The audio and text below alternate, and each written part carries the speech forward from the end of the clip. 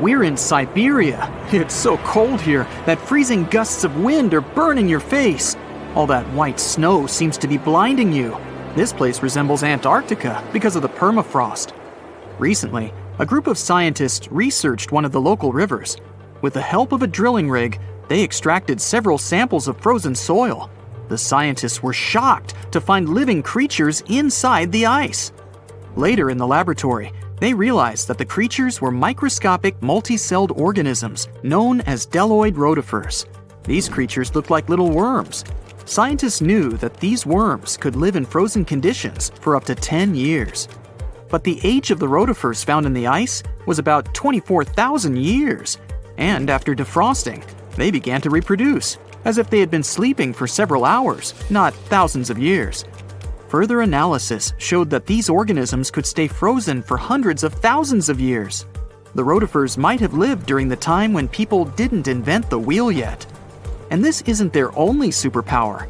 Deloid rotifers are among the most radioactively resistant animals on Earth. They can survive in places where there's no oxygen and water. They can also stay alive in areas with high acidity and can live without food and water for a long time.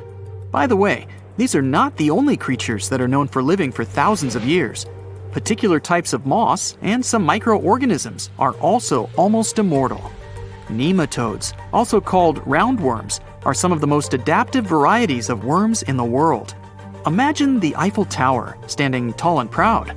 And now, let's make it 10 times higher and place it underground. Exactly at this depth, many thousands of feet under the surface, scientists discovered these creatures. There's no sunlight and almost no air in this place.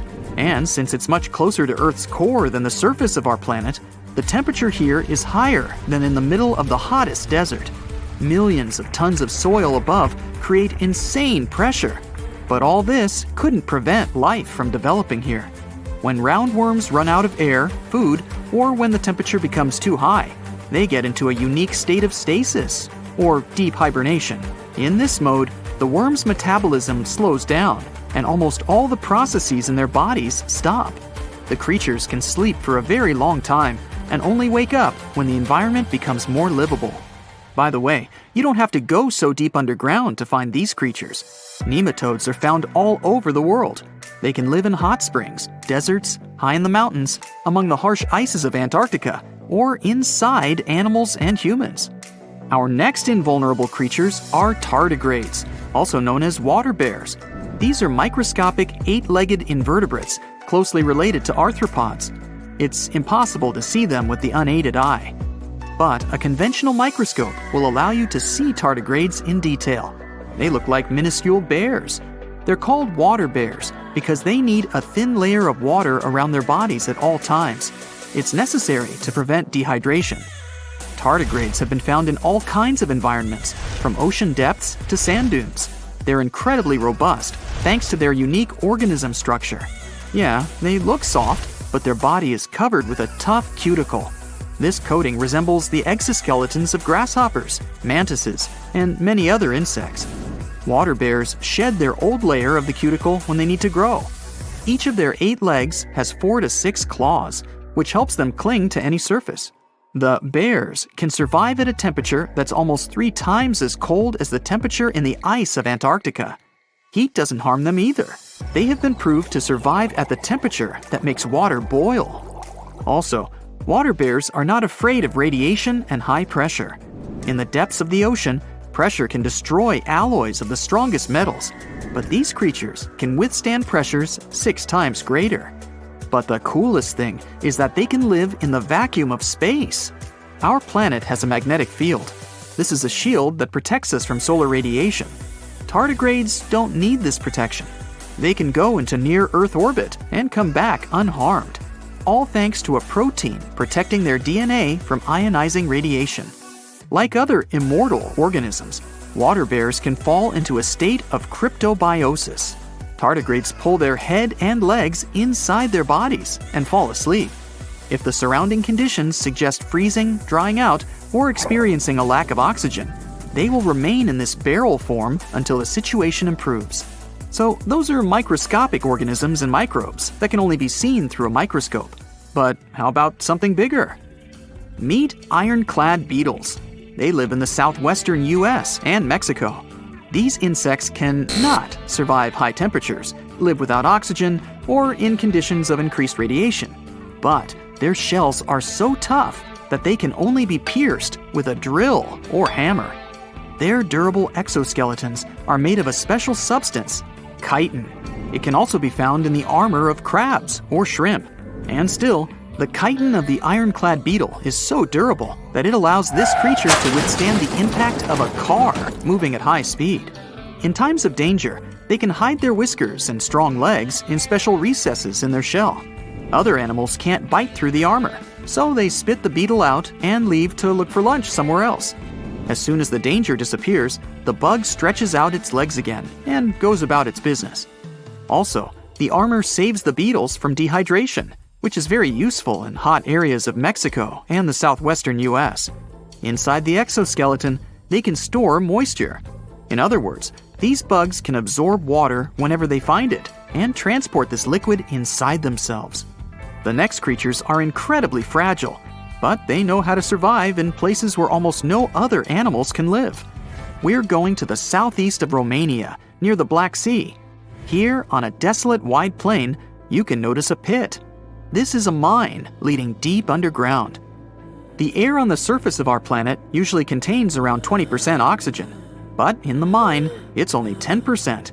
Inside the cave, the air also has an increased content of hydrogen sulfide and carbon dioxide. People can't breathe there without an oxygen tank. We can probably say that the water and air there are poisoned. Almost no animals would be able to survive here. Still, 48 species of living organisms have been found in this cave. 33 of them are newly discovered species. And they aren't the only microbes or bacteria that can't be seen without a microscope. Something bigger lives here. Strange white snails crawl over the walls of the mines. Transparent shrimp and a bunch of unknown kind of leeches swim in the water. White centipedes with huge whiskers and creepy white spiders run on the ground. And they all have been growing here for almost 5 million years. You might notice a water scorpion and another unidentified species of this animal. It doesn't look like its relatives living in hot sands or tropical forests. No living creature here looks ordinary at all. All animals are either white or transparent. They have no eyes, but are equipped with long paws and antennae whiskers that help them navigate in this dark space. The deeper you go into the cave, the less oxygen the air contains. But the number of living organisms is increasing. The air is filled with methane and carbon dioxide. All the inhabitants of this cave have never seen the light of the sun and have never gone out of the darkness. It seems impossible to survive in such conditions where plants don't produce oxygen. The answer to the question of their survival is hidden in a small lake. The surface of the water is covered with strange foam. If you look closely, you can see that this white substance is alive. It resembles soft, wet paper that is easy to tear. The thing is billions of living organisms, bacteria called autotrophs. There's much more carbon dioxide in the cave than there is outside, and these bacteria, like plants, absorb it. But they don't do this with the help of photosynthesis, which means they don't need sunlight. They use water for chemosynthesis. What these bacteria secrete is food for other bacteria. And these other bacteria are food for bigger creatures. A unique food cycle that you can't find anywhere else on the planet only exists here. The Loch Ness Monster is actually not from Scotland. Turns out, this real-life creature lived in the freezing waters of Antarctica about 70 million years ago. In 2019, researchers discovered fossils of a huge, prehistoric marine reptile that looked a lot like what people described as Nessie. This beast was terrifying, measuring up to 36 feet long with a massive giraffe-like neck. It also weighed around 15 tons, which is about the size of 3 elephants. Next up on our list of huge animals is a penguin. I know, penguins aren't exactly what you'd call big, but scientists have just found what they think might be the biggest penguin ever. The Kumimamu fordyce. It's believed that these giant birds were hanging around New Zealand about 55 million years ago, and they were huge, weighing over 330 pounds. That's about 5 times the size of the emperor penguins, which are considered the largest penguins alive today. Now, let's move on from massive creatures to something much smaller. Meet B. manfredschmidti, a great ape that lived around 12 million years ago in what is now Germany. This creature is very special, as it's the tiniest great ape ever discovered. And when I say tiny, I really mean it. These ancient animals only weighed about 22 pounds. They were basically no bigger than a super chunky cat. If you think small creatures aren't scary, wait until you meet the electric blue tarantula. This newly discovered species from Thailand's mangroves has an almost otherworldly electric blue color. Its vibrant hue doesn't come from pigment, it is actually caused by the unique structure of its hair, which reflects blue light, making it look like an extraterrestrial being. We're going even further now, diving into the freezing pitch-black depths. At around 2,000 feet deep in the Andaman Sea, scientists found a new species of ghost shark, which they named Chimera supape. Their appearance is straight out of a horror movie. They have sleek, pale bodies, frills that look like feathers, and large, creepy eyes. These ghost sharks aren't actually sharks, but they are related, having diverged from their cousins about 400 million years ago. The good news is they're not too scary since they're only a bit bigger than a shoebox. Just when you think we can't find stranger creatures, we come across this ancient amphibian from Brazil. Scientifically known as K. rosei. This newly discovered giant crocodile-like creature lived during the Triassic period, over 240 million years ago. At nearly 10 feet long, it had a powerful jaw, resembling the modern-day alligator. This beast was definitely a survivor since it adapted to the most severe conditions ever seen on the planet. Last year, scientists were tracking the dense Amazon rainforest at night when they found some quirky orange spiders that looked like they were wearing black boots. The team soon discovered it was a new type of giant crab spider. And no, they don't look like crabs at all. They only got their name because, while perched on plants, these spiders spread their legs out to the sides, just like crabs. Do you know that some new species are named after celebrities? Hollywood icon Harrison Ford now has his very own snake, for example.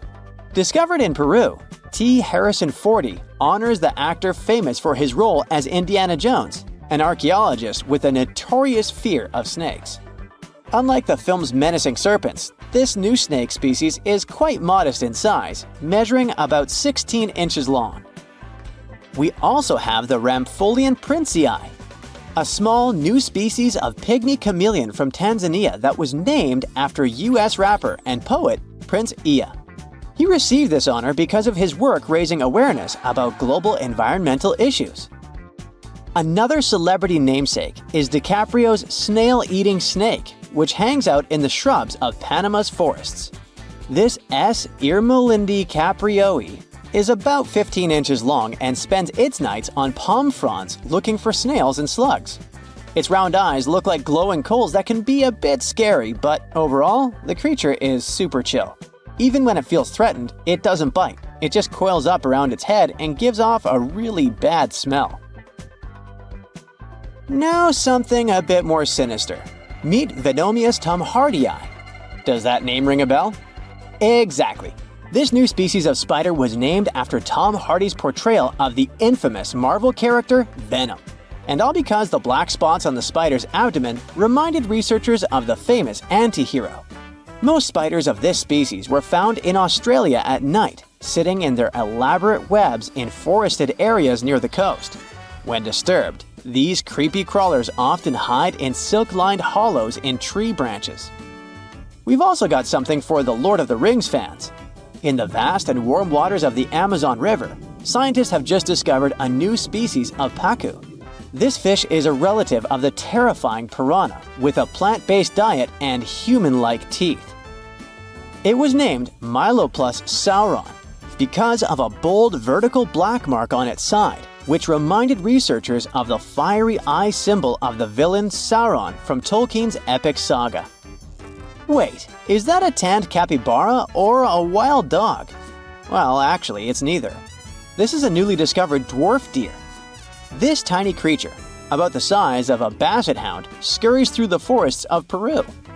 The combo of large eyes, stocky body, and short legs makes this animal simply adorable. This cute little deer is the complete opposite of what we've got coming up next. This bizarre-looking creature is what we believe the beast of 5 teeth might have looked like. Its fossils, found in Chilean Patagonia, showed that it lived during the age of dinosaurs, about 72 million years ago. This finding is just another piece of evidence that mammals had been roaming around that part of South America much earlier than we thought. Moving from the forests of South America to the deserts of Australia, we come across a sand dragon lizard, known scientifically as Ctenophorus tyacalpa. With its sandy color and long, lean body, this lizard looks like it could star in a Dune movie. Discovered last year, this sand dragon lizard blends in perfectly with the hot sands of the Great Victoria Desert in southern Australia. For over 10 years, a large-eyed creature managed to hide from scientists who ventured into the mountains of southwestern China. But not this time. In 2023, the group finally managed to take photos of 7 frogs that didn't match any known species. They're now known as Leishan odorous frogs, a species that grows to be about 2 inches long and has small bumps all over their grass-green bodies. Off the coast of Chile, we have recently found a seamount nearly 4 times as high as the Burj Khalifa. Underwater mountains are usually home to beautiful life forms, like sponge gardens and ancient corals. But this Chilean seamount also hid a creature known as the flying spaghetti monster. It's a rare type of squid with long, noodle-like tentacles that make it look like an underwater pasta dish. Including its tentacles, this strange creature can be over 130 feet long. Recently, scientists were diving into the cold waters of the Antarctic Peninsula when they thought they had found an ordinary dragonfish swimming by. But there was something unusual about this one. It turned out that this fish had 2 darker vertical stripes along its slender body. That's when they realized they were looking at a new species, the banded dragonfish. From bizarre sea creatures to a cute one. In 2017, locals were diving near Kume Island in Japan when they found the skeleton panda sea squirt. This deep-sea oddity quickly won people over with its look because its black spots actually resemble a panda bear's eyes and ears. At least if you have a good imagination. This unusual creature filters water to catch its food, and is yet another reminder of the ocean's hidden wonders. Antarctica wasn't always a frozen wasteland. A long time ago, it was full of life, and 56 million years ago, something terrifying stalked its jungles. A giant, flesh-eating bird. It was around 6 feet tall and weighed as much as a lion. For millions of years, nothing could challenge it, so why did it disappear? And could there be even bigger predators still hidden beneath the ice? Paleontologists found 2 massive claw bones in Antarctica, sharp, curved, and powerful, belonging to this bird. They were dug up from the Epresian-aged rocks of Seymour Island, which means they're around 40 to 50 million years old. Their shape left no doubt. These were the so-called terror birds. Their scientific name is Forus raceti, some of the most fearsome predators to ever walk the earth. They were flightless and didn't even need wings. Instead, they could sprint at breakneck speeds, like ostriches from a nightmare. For millions of years, these birds ruled South America.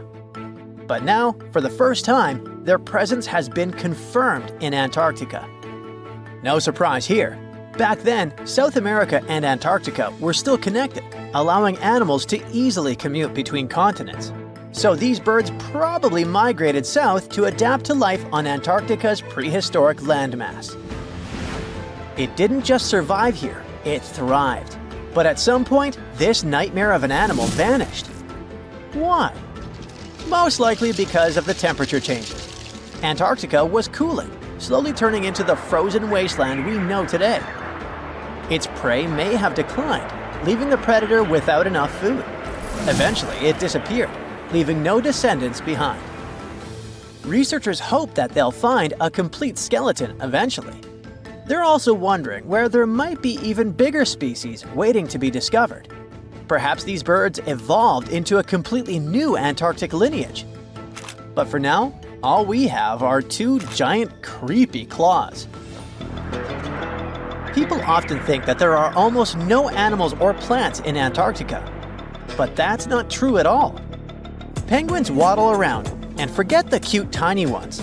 Antarctica used to have 6-foot-tall monsters. The emperor penguins are the largest penguin species alive today.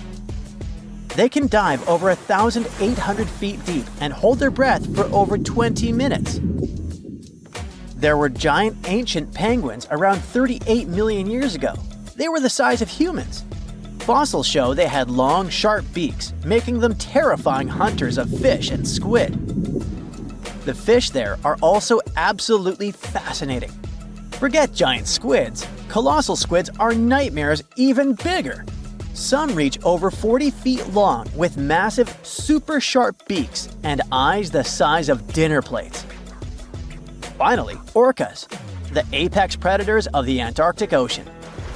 They hunt in packs, working together like a wolf pack of the sea to take down seals, fish, and even massive whales. There are even tiny plants like moss and algae, Antarctic hairgrass, and pearlwort. They somehow survive against all odds. There are many other myths going on about Antarctica. For example, some people think that when icebergs break off from glaciers, they immediately start drifting straight into the open ocean until they melt. But the reality is way more chaotic.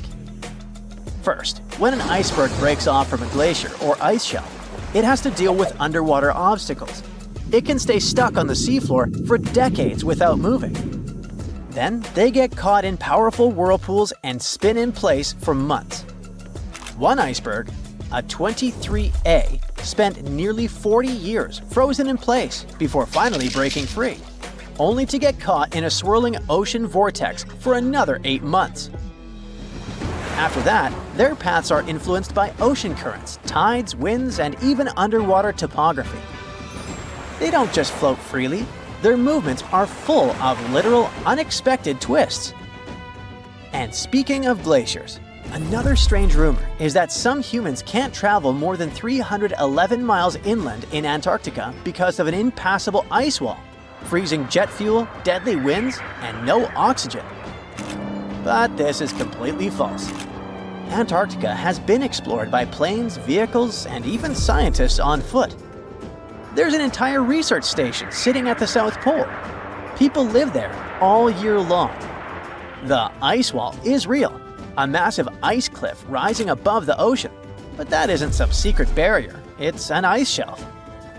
These are thick slabs of ice that form when glaciers slowly flow off the land and spread over the ocean. Almost 3/4 of Antarctica's coastline is made up of them, but they don't form some giant ring around the world. Antarctica is one of the most extreme places on Earth, but we've conquered its challenges, and we keep learning more about it every year. That's why every year, millions of dollars are poured into keeping research stations running, protecting wildlife, and making sure the people who live there have everything they need. But where does all this money go? Well, Antarctica stations are basically small cities. There's electricity, heating, water purification, food storage, and medical facilities. The biggest station, McMurdo, is basically a town with over 1,000 people in summer. It has everything from a fire station to a gym. The South Pole Station is super deep inland, so it's one of the hardest places to supply. Getting food and fuel there requires airplanes flying thousands of miles in extreme cold. But the internet loves a good mystery. When Google Maps revealed what looked like a massive doorway in Antarctica, conspiracy theorists went wild. People joked about everything from Bigfoot's vacation home to a secret base, or even a Star Trek spaceship hangar hidden in the ice. But there's a way simpler and less exciting explanation. It's actually a grounded iceberg, a chunk of ice that got stuck in shallow water and is now slowly melting. As ice moves across the landscape, it flows around bumps and obstacles, creating odd shapes. The process of melting, breaking apart, and refreezing can carve ice into unexpected forms. Antarctica also has incredibly strong downward-blowing winds that sculpt ice into dramatic formations over time. No secret doorway, unfortunately. And speaking of doors, for years, Ushuaia, Argentina, has been called the gateway to Antarctica, the last stop before the icy continent, the place where expeditions begin. But there's another option. Punta Arenas, Chile. Let's compare them. Ushuaia is closer to Antarctica. It's the top departure point for tourists going on cruises. But no regular flights to Antarctica. No major scientific bases operating from here.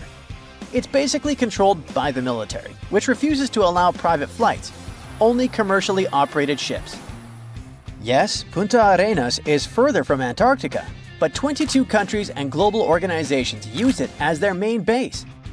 There are regular flights to Antarctica happening there every year. Private airlines can actually operate here, making it the real air connection to Antarctica.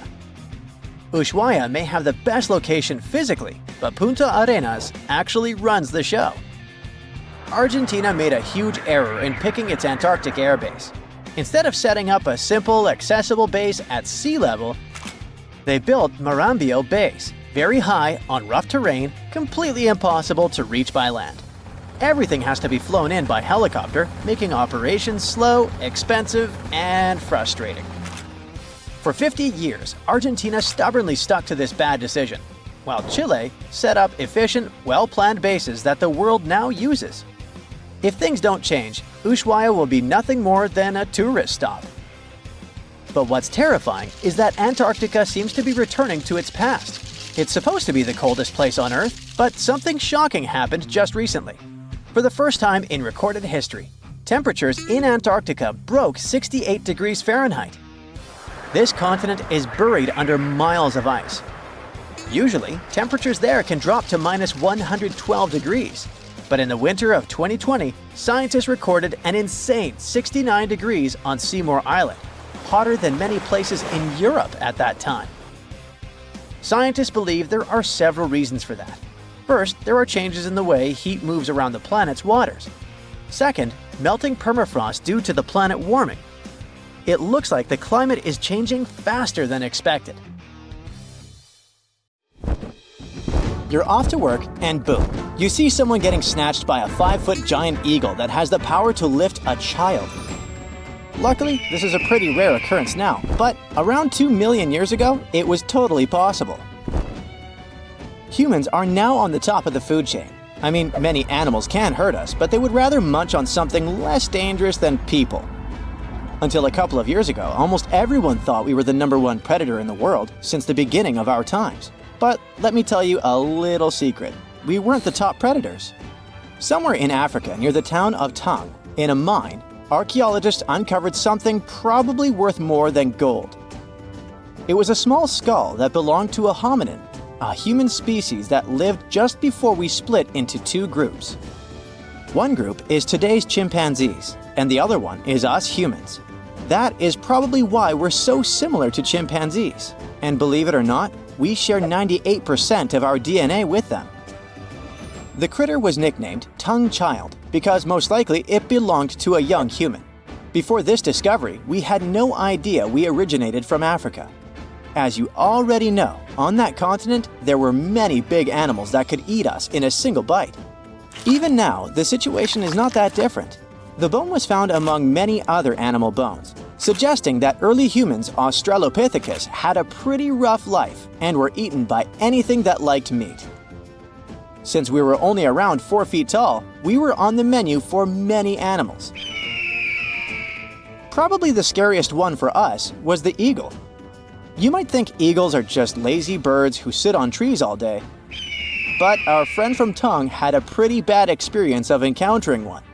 When Tongue's child was a little kid and was playing outside, the eagle grabbed him and took it to its nest.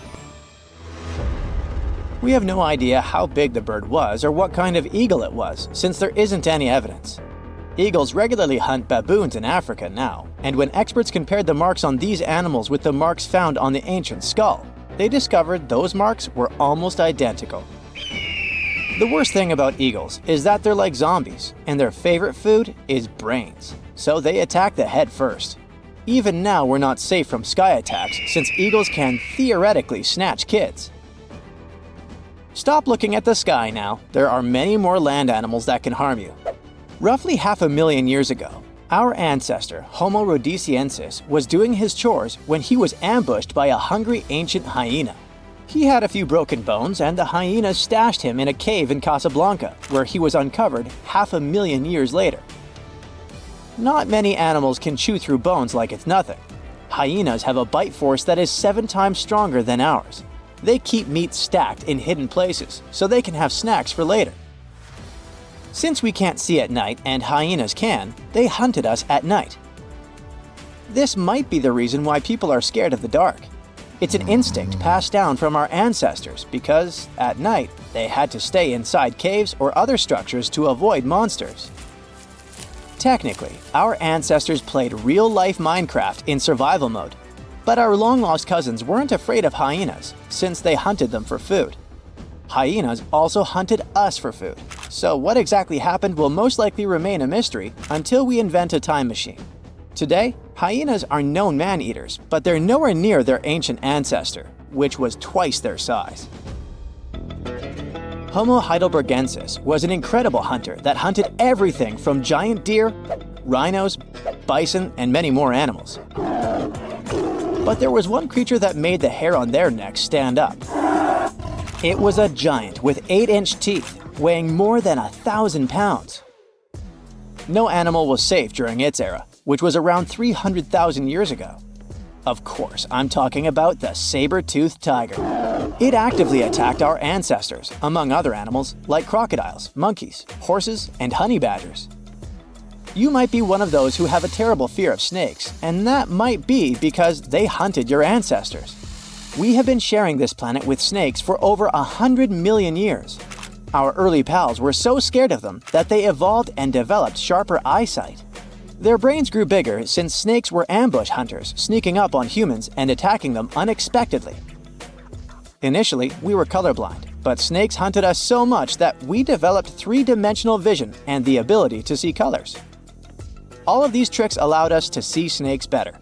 But evolution works both ways, and around 60 million years ago, these reptiles developed venom because they lost the ability to stealth attack. The good news is that humans have developed bigger brains and learned to distinguish between venomous and harmless species. The worst monster Neanderthals probably had to watch out for was other Neanderthals. There's much evidence that shows that we sometimes were unfriendly towards each other. This theory is called the dangers aped theory.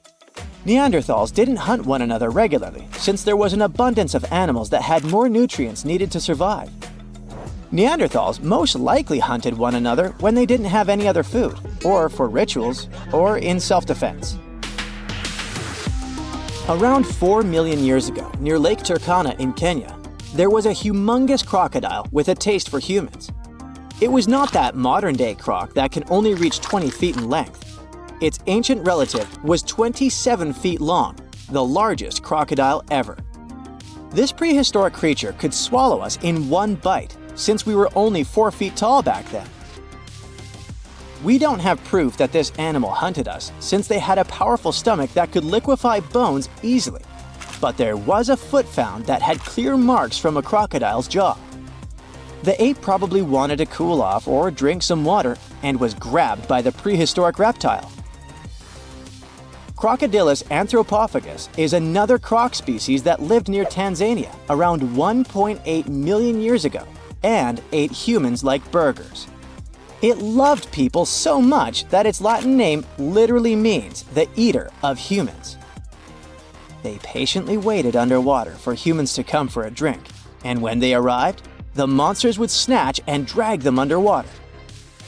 Evolution was trying to find solutions because we encountered scary monsters and were hunted by them. All that running from predators had an impact on our bodies. We grew taller and bigger so that birds wouldn't pick us up and fly us to their nest. Like it or not, we had to start walking on two legs since we could scan the surroundings much better that way. It helped us to run from predators while carrying food. Plus, standing up made us look bigger. Now we throw things with our hands for fun. For example, while playing basketball. But back then, we had to throw rocks at predators to make it out alive. Chimpanzees also used this throwing technique to scare off predators. We started talking to each other to coordinate attacks better and plan what to do when we saw danger. We all know that working in a group or playing a team sport is interesting and a lot of fun. But believe it or not, this is because in the past, we had to be team players. Otherwise, we risked being snagged by a predator. Our brains are still wired the same. However, these techniques didn't always work, and archaeologists have found many more bones belonging to humans eaten by giant eagles and other animals. So, a mysterious discovery was made deep in the Red Sea, the so-called death pools. Woo, that's scary. In 2020, researchers embarked on a dive into the Red Sea. The mission spot was in the Gulf of Aqaba, between Saudi Arabia and Egypt. Near the end of their expedition, as they ventured deeper into the darkening waters, they noticed some strange seaweed floating above the seafloor. They decided to use a remotely operated vehicle and investigate it. Suddenly, they discovered these strange, motionless lakes of water within the sea. These are called brine pools. They're basically pockets of salty water deep on the ocean floor. And when I say salty, I mean it. Sometimes they're up to 8 times saltier than the ocean water itself. Mysteriously, they don't mix well with the surroundings. They formed millions of years ago, sometime during the Miocene epoch, back when weird creatures roamed the earth, like me, and deeply buried mineral deposits dissolved into the water. The largest pool spans about 170,000 square feet. Meanwhile, 3 smaller ones are under 107 square feet each. At first, this discovery didn't seem that scary. But here's why they're so horrifying. Not only are they disgustingly salty, they also lack oxygen. Now hold on a sec, isn't that normal for something that's underwater? Well, it turns out the Earth's waters are full of oxygen, and at least half of this element on our planet comes from the oceans. Just like plants on land, marine plants such as phytoplankton, seaweed, and algae munch on sunlight and produce oxygen through photosynthesis. They release lots of it into the surroundings. Marine life then eats half of it, so only about a quarter of the oxygen that we breathe actually comes from the oceans. Just like us, sea creatures need this element to survive. Without it, they can't breathe and support their metabolism to live. That's why these pools are super dangerous for most of them. It's like a puddle of thick syrup for bugs. When they get in, the poor things immediately suffocate and pass away. Which is why the pools are surrounded by a graveyard of marine animals. But let's see how these things can exist in the first place. Have you ever tried making ice cubes from salty water? Spoiler, it's pretty hard. When you add salt, the water gets harder than usual to freeze, a phenomenon that has a funny name, freezing point depression. Oh, that's because salt interferes with the hydrogen bonds between water molecules. As it finally freezes, stuff like particles, dirt, or dissolved salts get pushed out to the sides. As a result, the salt's kind of squeezed out of the ice crystals and gets trapped near the edges in small bubbles or pockets. Something similar happens in the ocean when seawater starts freezing under super cold polar caps. The salt doesn't freeze with the water. Instead, it gets pushed out, forming a super salty cold liquid, the brine. And then it sinks down to the ocean floor. On a large scale, all this process also helps currents to form. Despite being so dangerous, the pools are still full of microbial life, because microbes couldn't care less, they'll survive anywhere. There are literally thick mats of them in the brines. There are also some salt-loving creatures, like shrimps and eels, hovering around the pool's edges. They're being super creepy, waiting to catch unsuspecting prey that ventures too close to the toxic death pool. Ew. Well, it sounds icky, I know. But this discovery gives us some fascinating insights into how life might have originated on Earth. We already know from the evolution theory that we came from the ocean, but now scientists think that life might have begun in the deep sea in some super dark, oxygen-free places. These brine pools are like time capsules. They're one of the closest things we found to the early Earth. They can tell us the planet's history of earthquakes, floods, tsunamis, and more. For example, they have some traces of rainfall that happened over 1,000 years ago. And they can also help us search for life on other water-rich planets. For example, Mars most likely used to have huge oceans on it. Now, NASA scientists want to send a special instrument called HABIT for a special red planet mission to study things similar to our brine pools. This will tell us more about how life appears and survives in the universe.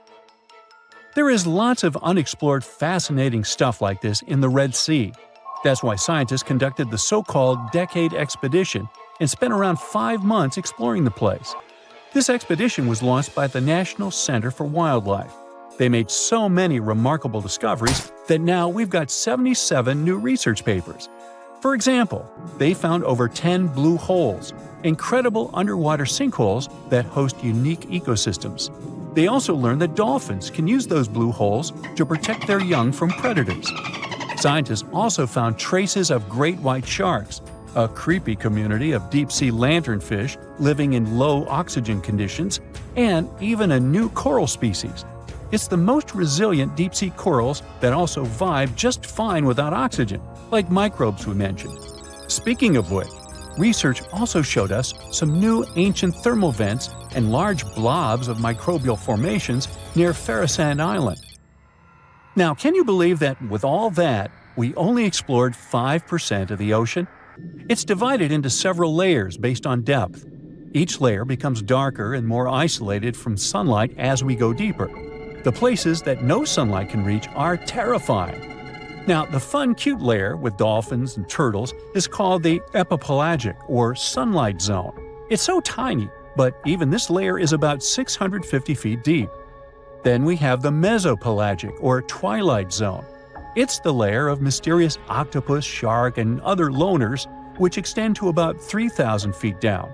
And then the horrors begin after this one. We encounter the bathypelagic or midnight zone. It extends to 13,000 feet below the surface, about a half of Everest above you. Here we have the famous poor blobfish, squids, and anglerfish. Below it is the abyssal zone. It extends to about 20,000 feet deep.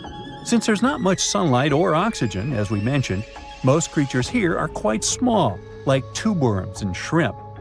The darkness continues until we arrive at the scariest place of the planet, the place full of trenches formed by tectonic plate movements, the Hadal Zone. It's named after Hades, the deity of the underworld in Greek mythology. Just like Hades' realm is dark, remote, and guarded, the Hadal Zone is the deepest and most depressing part of the ocean. It starts at depths of around 20,000 feet and can go down to 36,000 feet and more. The famous Mariana Trench also belongs to this zone. Only 3 people in history have ever explored these depths in person, making it one of the least explored and most mysterious places on our planet. However, despite crazy high pressure, near freezing temperatures, and complete darkness, there are still things who manage to survive here. Guys like amphipods, which are critters who feed on dead material sinking from above, and the Hadal snailfish, which lives as deep as 27,000 feet. So scientists used to assume that if there's no sunlight, there wouldn't be that much oxygen around. But one day, a research team decided to measure the levels of oxygen in one of those deep zones. Surprisingly, the levels were super high. They checked the equipment thinking that it was malfunctioning, but nope, all the sensors showed the same thing. Turns out the oxygen was somehow generated by rocks. These small potato-sized rocks on the seafloor are called polymetallic nodules. They're rich in metals like copper, nickel, and cobalt, and they're basically like small batteries. When you put a battery in salt water, it can produce bubbles of gas, a process called electrolysis. In the same way, these rocks create tiny electric currents, which are powerful enough to produce the same gases, splitting water molecules into hydrogen and oxygen. It's the first time we saw oxygen being produced by some non-living minerals. This is what scientists now call dark oxygen. It turned out that about half of large marine species, or megafauna, were living just on dark oxygen alone. All these discoveries are reshaping our understanding of where and how life could evolve. It means that we might be able to find life on other planets or satellites with low oxygen conditions, like Enceladus and Europa, the moons of Jupiter and Saturn, and they have large bodies of frozen water on them. Wow! Now, you can't find living dinosaurs nowadays, which is a good thing, mostly, but you can still meet some creatures that might have gone to lunch with them. The frilled shark, for example, is a living fossil that comes from a family of sharks that have been around for about 80 million years. One of the coolest things about it is its long, eel-like body that can grow as long as 6 feet. It has 6 pairs of gills on its throat, which help the frilled shark breathe in the deep, cold ocean where there isn't much oxygen. The shark can move very quickly, like a snake, to catch its prey when it least expects it. Little frilled sharks take an exceptionally long time to grow, up to 3.5 years, which is one of the longest times for any animal with a backbone. The Chinese giant salamander is another living fossil that can tell you what was going on Earth around 170 million years ago. Now, when I say tell, I really mean it, as it can make sounds like hisses, whistles, and barks, and even a noise that sounds like a crying kid.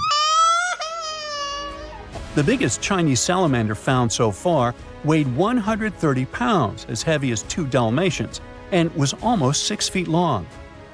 Giant salamanders like to be alone. Hey, I want to be alone. And will chase away other salamanders from their space, except when it's time to start a family. During the day, they hide and sleep under rocks. They can make a special substance from their skin that keeps predators away. Now, gharials are reptiles that have been around for about 38 million years. They live in India and Nepal in slow-moving, muddy rivers. Sadly, there are very few gharials left in the wild, less than 100. These creatures can't control their body temperature, so they need to sunbathe to get warm or cool down in the water if they get too hot. Their eyes are close together and face forward, which helps them see in 3 dimensions and judge distances more accurately. Gharials also have a transparent third eyelid that protects their eyes when they're underwater. They have over 100 sharp teeth, but they can't chew their food. Instead, they use their strong jaws to grab prey and then, swallow it whole. The alligator gar is a fish that has a family history of more than 100 million years. It still has some cool features from ancient times, like being able to breathe both air and water.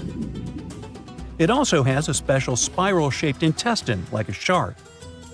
The alligator gar is one of the biggest and heaviest fish in North America.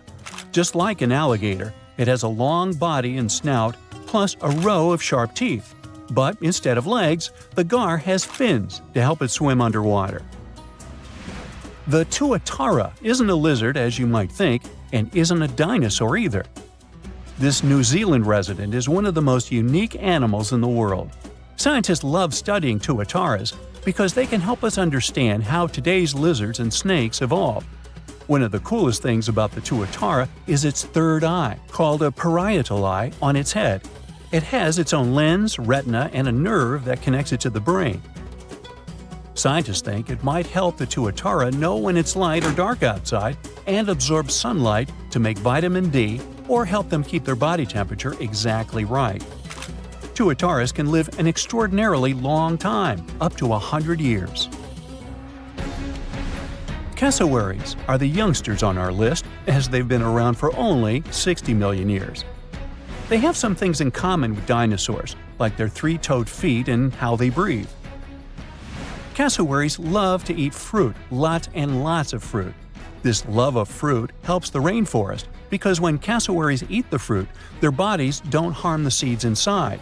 As they move around the forest, they spread these seeds, you can guess how, with their own natural fertilizer, helping new plants grow. Cassowaries are big birds, about 6 feet tall and weigh over 100 pounds. They have a special claw on each foot that is 5 inches long, and they can use it to kick real fast. If they feel threatened, they can charge, kick, and even jump on someone. They can also leap up to 5 feet in the air. So the best thing to do is stay far, far away from where they live. The order Notostraca is a group of crustaceans that you may know as tadpole shrimp or shield shrimps. These animals have been around for about 360 million years. They have a wide, flat shell that covers their head, and they have a pair of eyes on top. These creatures can be found all over the world in different kinds of water, like freshwater, brackish water, and even salty pools. They can also look different depending on where they live. Notostracans aren't picky eaters and can snack on pretty much anything, from plants to small animals and other shrimps. Some of them are considered pests in places like California rice paddies because they stir up the mud, which blocks sunlight from reaching the young rice plants. Sturgeons are some of the largest fish species on the planet. They live only in the cool waters of the northern hemisphere and never travel below the equator. Even though they are huge, sturgeons don't have teeth. They eat by sucking food off the bottom of rivers, gulfs, lakes, and oceans. Scientists believe that sturgeons came from a group of fish that first appeared around 419 million years ago, long before dinosaurs even existed. Their ancestors survived a big extinction event that wiped out 90% of all species and went on to become the largest fish in many rivers in North America and Eurasia. Sturgeons can live up to 100 years old or even older. Female sturgeons can lay up to 3 million eggs at a time, but not all of the eggs eventually turn into real fish. Our next hero, the Pacific lamprey, has successfully lived through at least 4 mass extinctions. Its ancient ancestors evolved over 450 million years ago. These creatures have cartilage instead of bones and a third eye, which is a special light-sensing organ on top of their heads. Instead of a regular jaw, they have a mouth surrounded by teeth. They latch onto prey and sup up body fluids like real underwater vampires. And although he wasn't living underwater, the story goes that King Henry I of England might have lost his life because of a lamprey. The English monarch loved this fish so much that he defied doctors' orders to stop eating its flesh. He got sick every time he'd have it, but the lack of bones and the unusual taste made the royal fall in love with it. As a result, he got some scary symptoms from eating lamprey and eventually passed away. Can you say clueless? The elephant fish, also called the Australian ghost shark, has been on Earth for around 400 million years. Even though they're related to sharks, they aren't actually sharks. Instead of bones, their bodies are made entirely of cartilage. These fish have a special shiny tissue in their eyes that can make their eyes look like they change color from yellow to green. Elephant fish can be pretty tough and will fight back if they feel threatened. They like to be alone and usually don't hang out with other fish. Horseshoe crabs also deserve the title of survival champs, as they've been around even before dinosaurs, since 450 million years ago. 4 species are still roaming the ocean from Maine all the way to Mexico. Horseshoe crabs are more like spiders than ticks than they are like real crabs. They have 9 eyes, plus extra light sensors near their tails so they can see really well. They breathe underwater using flap-like gills near their belly, and sometimes they use these gills to swim upside down.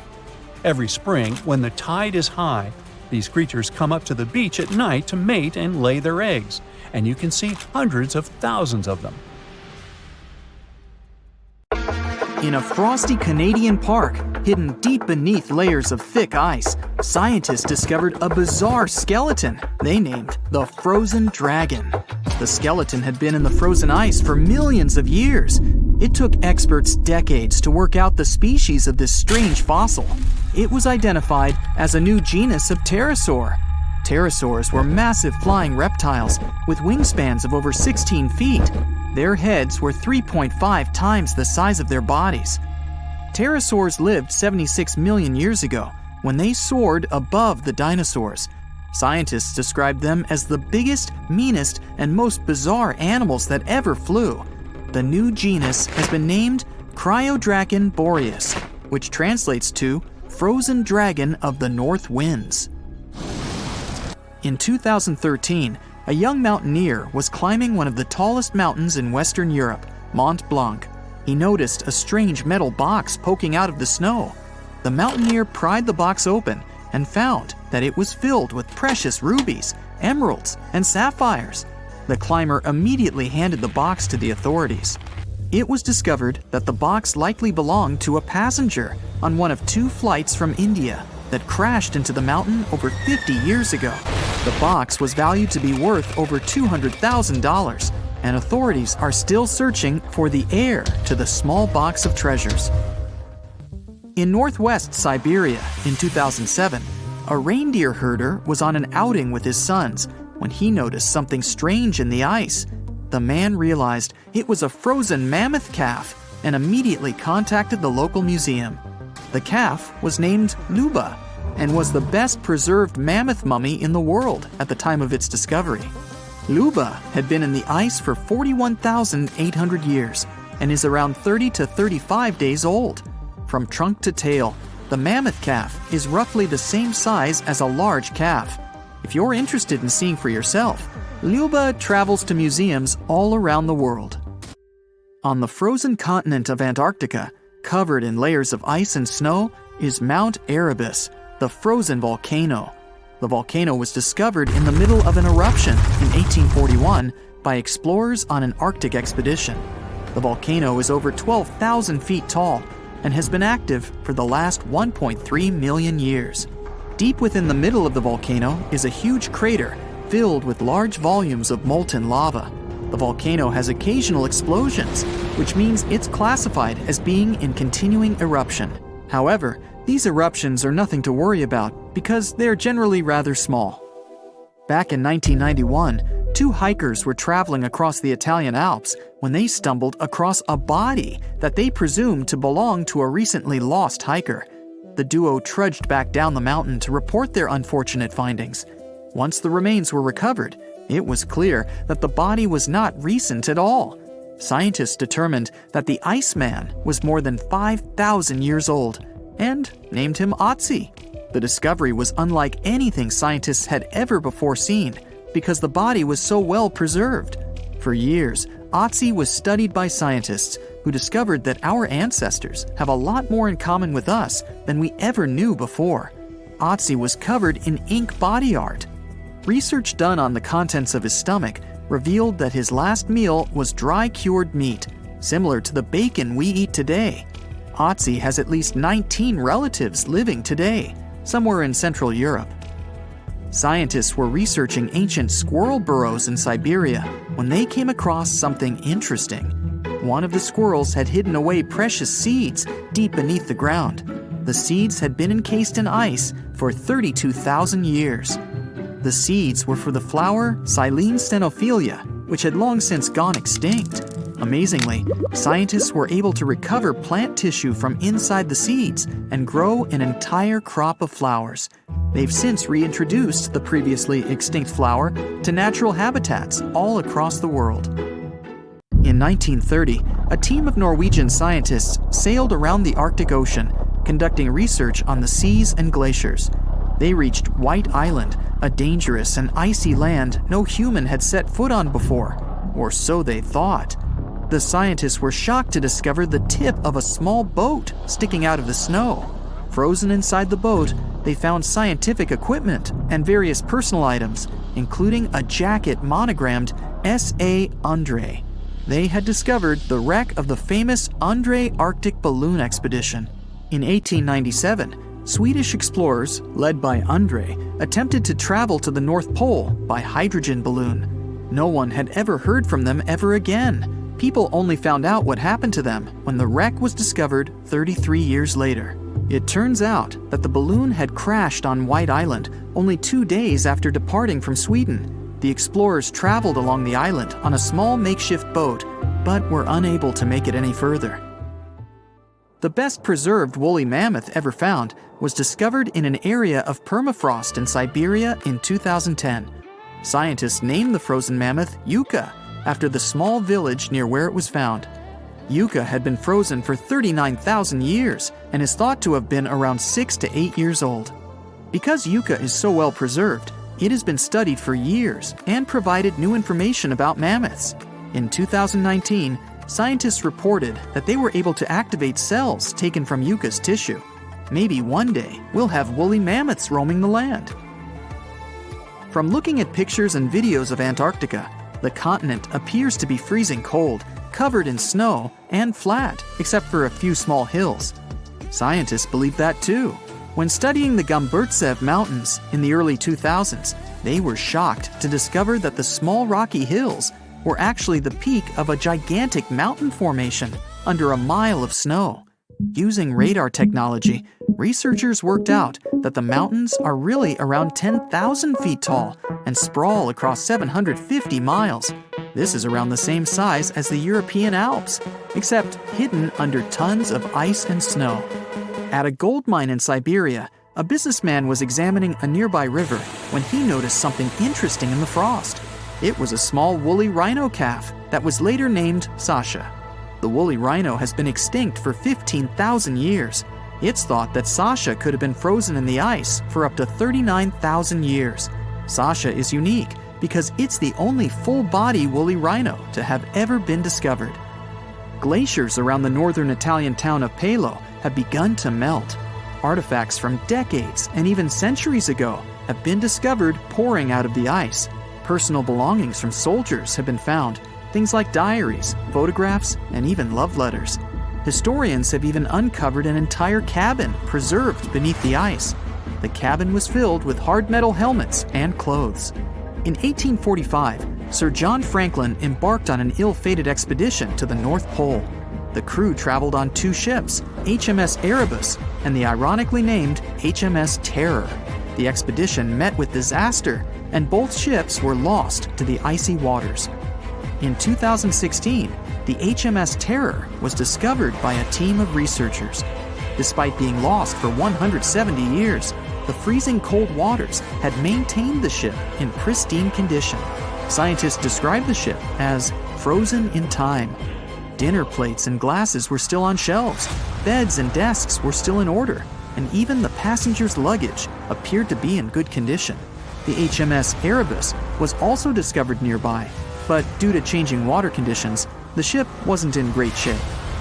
The glacial ice surrounding a mountain passageway in Norway that was notoriously used by the Vikings has revealed hundreds of ancient artifacts. One of these artifacts was a giant unopened wooden box that was welded together. Researchers were beside themselves with anticipation, waiting to open this box. They believed it would be filled with Viking treasures or artifacts that would give us an insight into ancient society. When they opened the box, all that was inside was a plain old beeswax candle. It turns out that this box wasn't actually as old as they thought it was. By analyzing the candle, they discovered that the box dates back to the 17th century. The age of the Vikings had ended by the 11th century. It's likely that the candle box belonged to a farmer who was shipping it from his summer farm to his winter farm to light up the long nights. In 1952, an Air Force plane called C-124 Globemaster II crashed into a big mountain while flying from Washington to Alaska. Sadly, everyone on board, 52 people in total, didn't make it. The bad weather at the time made it hard to find the crash site, and even later, any attempts to locate it failed. But in 2012, a helicopter crew doing a training mission spotted the pieces of the crashed plane on a glacier called Colony Glacier in Alaska. They started looking for more pieces and confirmed it was indeed the missing plane. Since then, every summer for about a decade, different military groups have been helping in an operation called Colony Glacier. They've managed to identify 40 out of the 52 people whose lives were lost in the crash. The soldiers taking part in this mission take their promise seriously to never leave a fallen comrade behind. They believe it's their duty to bring back those who didn't make it. Another discovery comes from the Alps. In 1991, some hikers exploring the picturesque Alps stumbled upon a human body. It was half frozen in ice at the top of a mountain pass between Italy and Austria. At first, the local police thought it might be a mountaineering accident. But in a few weeks, archaeologists started claiming that this guy might have lived more than 5 300,000 years ago. They eventually gave the frozen fellow the nickname Ötzi.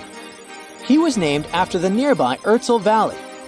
He's become quite famous as the oldest ice mummy on record. Ötzi's frozen state might not be as unique as we thought, and that's where things get really cool. Archaeologists have another theory.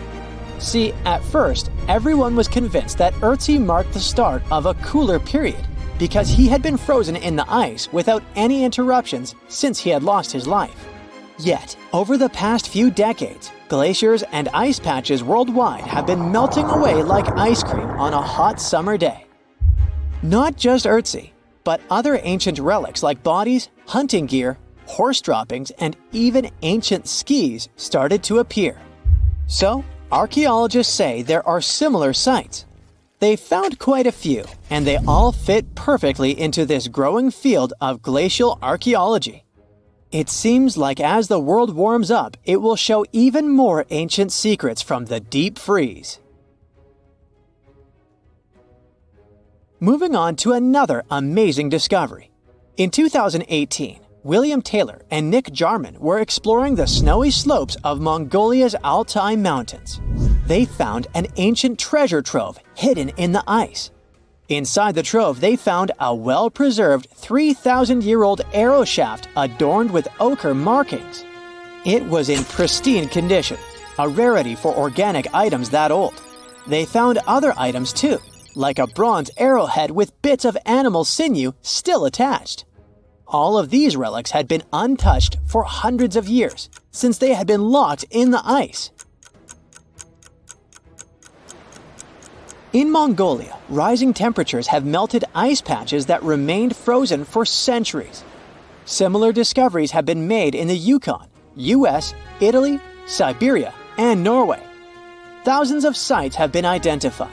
Yet, scientists are racing against time to document and preserve these artifacts before they're lost forever. The study of these artifacts challenges the definition of these environments as wildernesses and shows how indigenous people coexisted with nature there. Sometimes people find simple items too, as simple as a sandal. This one, discovered on one of central Norway's mountain passes, indicates that people used this route roughly 1,700 years ago. This suggests that there was less snow and ice in that area back then. The sandal, dating back to around 300 BCE, resembles Roman sandals of that era. Again, in Norway, hunters found an iron sword high up on a mountain, more than 5,250 feet above sea level. There's no nearby burial site, and it's puzzling why someone would have a sword in such a remote location. Archaeologists speculate that the owner might have become lost. Then, in 2011, unusual objects resembling giant slingshots began to emerge as the ice melted. Radiocarbon dating suggests that this particular object was crafted around 400 BCE. It measures over 3 feet long and has knife cuts. Those puzzled archaeologists until one team member recognized them as tang, or pliers, used to secure loads on sleds when transporting hay or leaving for animal food. People in the area used hay sleds with pliers until the 1950s, when tractors became more common.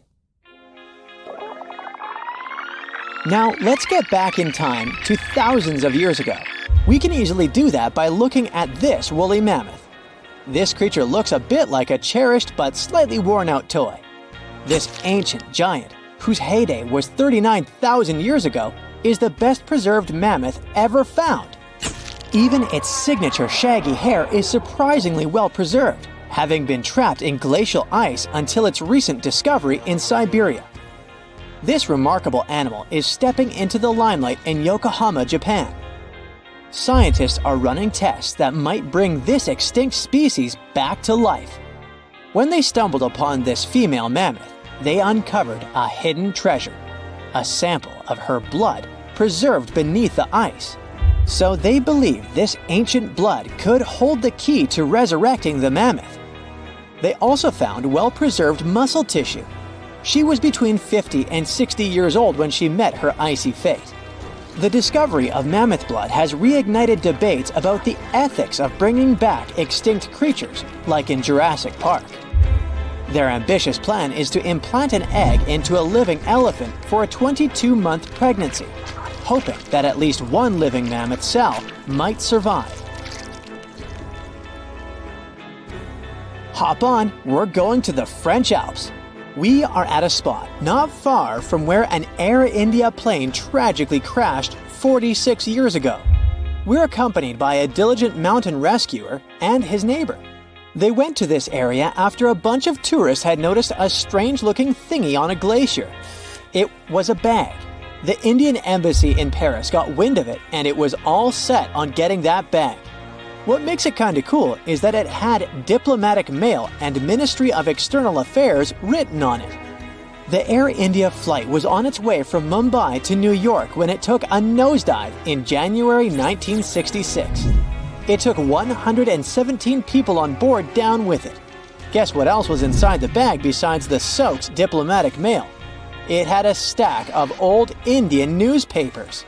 So, alongside those, they also found bits of the plane's cabin, a lone shoe, and a bunch of cables. Totally unexpected treasures on that mountain. During the summer of 2013, scientists stumbled upon a message left behind by a geologist named Walker, who had placed it there 44 years before. That message sort of served as the man's last testament. He passed away just a month after hiding the bottle in the rocks on the island. The content of the message was quite astounding. In 1959, Walker had measured the distance from those very stones to the glacier's edge, and it clocked in at a mere 167 feet. By 2013, that distance had ballooned to 400 feet. Researchers are convinced that this stark contrast between the two measurements underscores the consequences of ongoing global warming. Imagine the melting ice in Norway's mountains as a time machine revealing a treasure trove. Nearly 800 Viking artifacts tucked away for over 1,000 years have been unearthed. They give us a peek into the bustling trade networks of the Viking era and the critical role of the mountain passes in this ancient commerce. Among the finds are leather shoes, cozy woolen mittens, stylish tunics, feathered arrowheads, horseshoes, walking sticks, and kitchen gadgets from the Viking chef's toolkit. There are even Viking pack horse souvenirs. These artifacts provide us with insights into ancient travel habits and the peak times when those paths were bustling with activity, and give us a glimpse into the lives of adventurers. Something exciting and kinda unexpected popped out among the rocks of the Ica Valley in Peru. The bones of a really old whale that lived almost 40 million years ago. At first, no one was really impressed because the bones they found were big and weirdly shaped, so people just thought they were looking at giant boulders. I mean, that's cool too, but things got way better when they realized those were the remains of a very large ancient animal that roamed along the coast of ancient Peru. Plus, it was probably the heaviest creature that ever lived. Sorry, blue whale, I know you worked hard to get to the top. The length of over 100 feet and weight of more than 200 tons brought you the status of the biggest animal on our planet. But it seems you've held the title long enough. Time to hand it over to our next candidate, and that one's really gigantic. This ocean beast was probably shorter than the blue whale, but heavier, with a weight that could be between 93 tons and 370 tons. If it's closer to the higher number, it'll make Prehistoric the biggest animal ever known to have lived on Earth. And it seems its weight was the result of having extremely thick, dense bones. You can see such bones today in manatees or some other early whales. Dense bones are a great tool for such marine mammals. This feature makes them heavy and allows them to stay submerged most of the time. But at the same time, if their body was too heavy, they would end up sinking all the time, and they would waste too much energy to move back up to the surface. So, to avoid sinking, marine mammals need to have enough lighter tissues, like muscles and fat, to help them float in the water without using too much energy. Now, scientists didn't have the whole skeleton, which makes it hard to tell how big the animal was, but they used the ratio of the heavy bones to the lighter tissues in other marine mammals to estimate the overall weight of this giant ancient whale. Experts found these fossils about 13 years ago and spent the next decade freeing the whale from the rock. Its anatomy and age showed this whale was a cousin of Basilosaurus, a whale that had a long snout full of sharp teeth, and a sleek body similar to that of an eel. Even if Paracetus wasn't bigger than the blue whale, it was still a giant that ruled the ocean depths.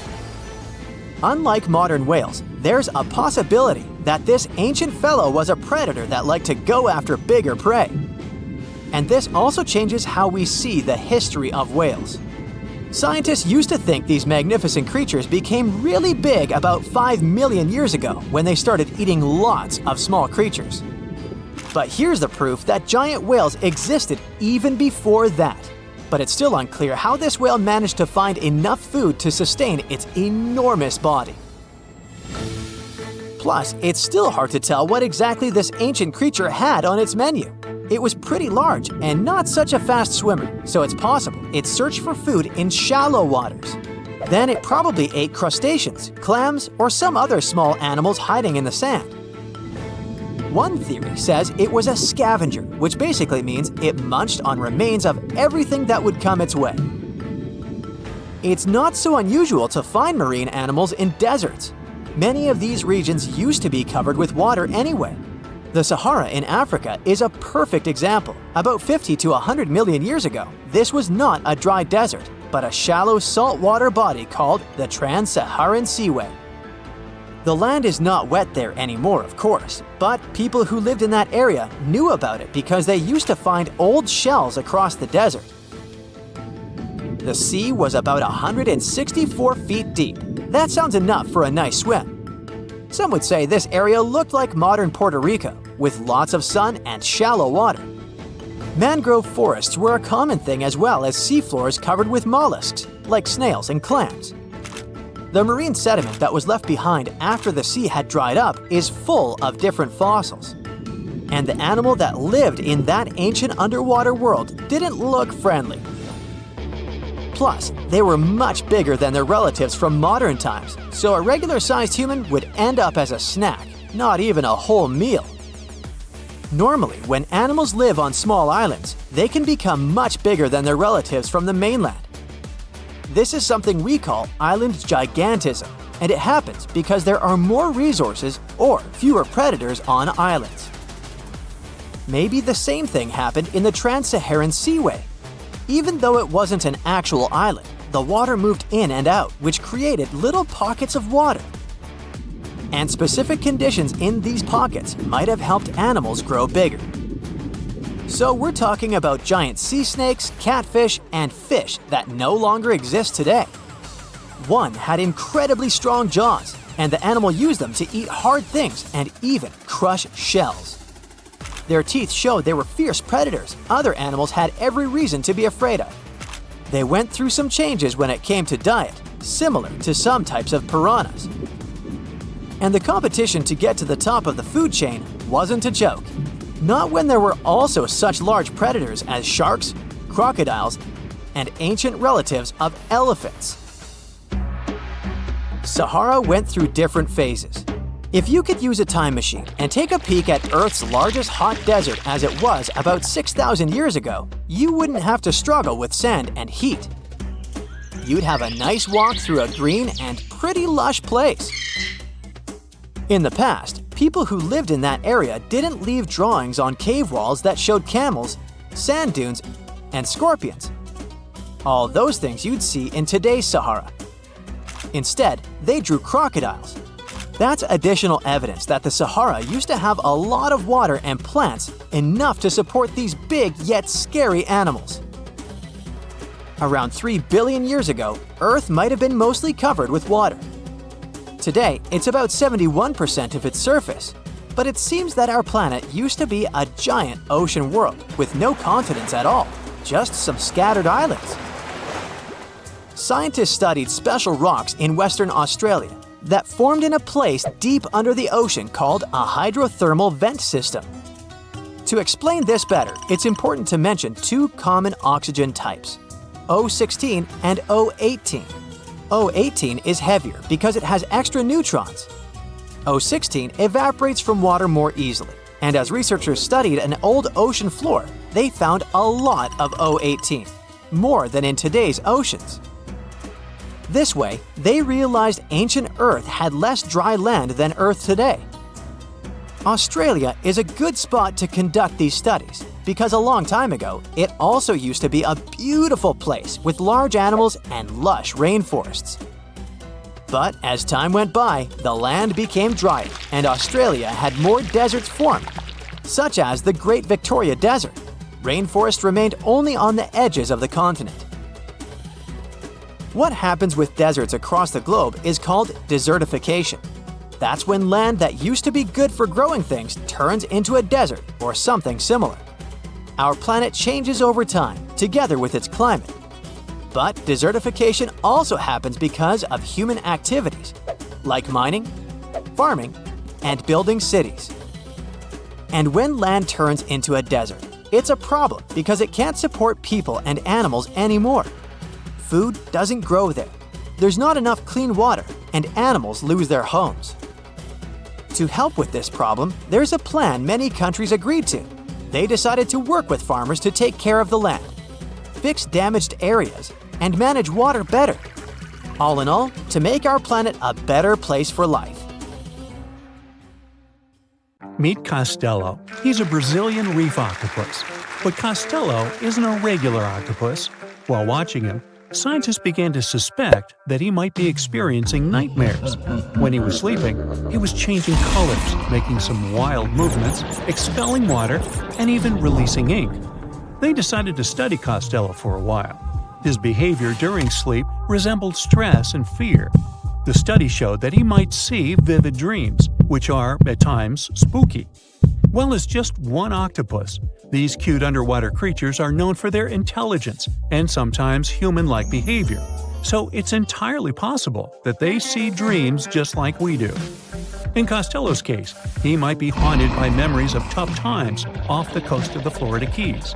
Poor Costello has a rough past. He lost a tentacle to a predator before captivity, so maybe that's what he sees in his dreams.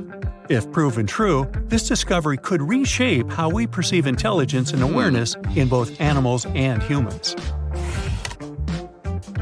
Well, it turns out plants can talk. Well, kind of. Scientists found out that plants actually make ultrasonic clicks when they're stressed. Imagine tomatoes and tobacco plants in a jam. They're making sounds like popping bubble wrap, but way too high for us to hear. These are called ultrasonic signals, and they might be their way of indicating stress. That would mean that plants can communicate with each other, and stressed plants prefer to be drama queens and let everybody know about their troubles. They make around 30 to 50 pops and clicks per hour. Calm and healthy plants don't do nearly as much. And not only do plants talk, but even have their own language.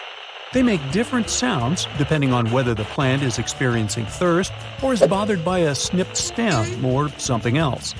Moreover, some of them are so dramatic that they start ringing alarms even before they show signs of dehydration, when they know they're getting close to it. Scientists aren't sure why they do that, though. They believe that it might involve cavitation, a term that means air bubbles dancing in the plant's plumbing. Plants that sing these symphonies include corn, wheat, grapes, and even cacti. That is quite a big discovery in agriculture. We could use it to check if our crops are thirsty and stuff like that. So now we'll be eavesdropping on plants and deciphering their secret language. Okay, time for some universal news. Recent studies are shaking up what we thought we knew about the universe's age. Our findings during the last decades showed that the universe must be around 13.7 billion years old. However, a new study shows that it might be almost twice as old, up to 26.7 billion years. Keep in mind that it's not proven, so for now, the official number stays the same. Scientists were using the time since the Big Bang and studying ancient stars to measure the universe's age. But some stars were playing hard to get, looking older than the universe itself. For example, the ancient star Methuselah, which is estimated to be around 14 billion years old, which would be older than our universe. Also, the James Webb Space Telescope caught galaxies looking super mature just a few hundred million years after the Big Bang. All this poses some hard puzzles for astronomers. But this new hypothesis combines the expanding universe theory with something called the tired light theory. It suggests that light loses energy as it zips across cosmic distances. Combine this with the expanding universe theory, and bam! As the universe expands, the light loses energy, so we simply can't see all the super ancient stars that are very far away from us, which is why we could make a mistake in calculating our universe's age. The new model also pushes back when galaxies started forming. It suggests that those early galaxies spotted by the Webb telescope took way longer to form than we originally thought. This study is a serious shakeup in the scientific community. If we made such a huge mistake in calculations, we'd have to rethink the very fundamental astrophysics principles. That would be a giant leap, and we'd have to make a huge makeover of almost everything. Which is why we need to be very cautious about it. So while scientists test this new theory, we just have to wait for the results. Now, these aren't the only space news. The new AI technology is already being actively used for scientific research. This time, AI is helping us to look for signs of extraterrestrial life. Researchers in SETI created machine learning algorithms that would help us sift through the cosmic noise faster and more efficiently. When you point a radio telescope at the stars, it's like turning into a celestial radio station that's full of different signals. We catch everything from pulsars to radio galaxies and earthly interference. Obviously, it would be pretty hard to identify a potential signal from extraterrestrials in all this mess. For over 60 years, scientists had to do all this manually. It was a daunting task to scan the skies and explore countless stars and radio frequencies. But now, AI came to help. The algorithms are trained to recognize and distinguish known interference patterns, like those from mobile phones and electronic devices, amidst the cosmic data. They spot anything deviating from known patterns, the potential needle in the haystack. And we've already had some breakthroughs here. The astronomers caught 8 signals that didn't fit known patterns. While not confirmed as extraterrestrial life, they show that there's a great potential for future research. Going back to animals, this time we're visiting prehistoric Earth. Imagine turtles so massive they make today's turtles look like tiny toys. Recently, scientists stumbled upon the fossilized remains of one of these giants. It's a sea-dwelling titan that cruised the European waters about 80 to 70 million years ago. The discovery was accidental. A hiker in northern Spain stumbled upon fragments of this creature near the Pyrenees Mountains.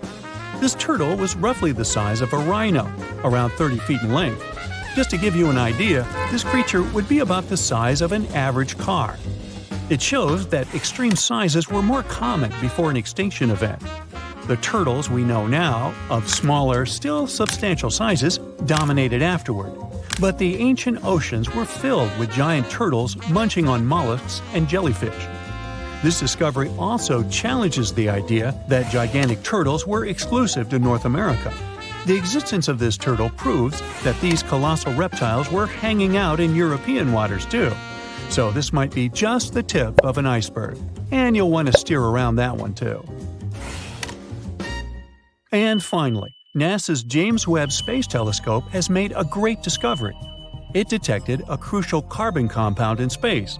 It's called methylcation, and this tiny molecule, even if it might seem insignificant, could help us unlock the secrets of interstellar organic chemistry.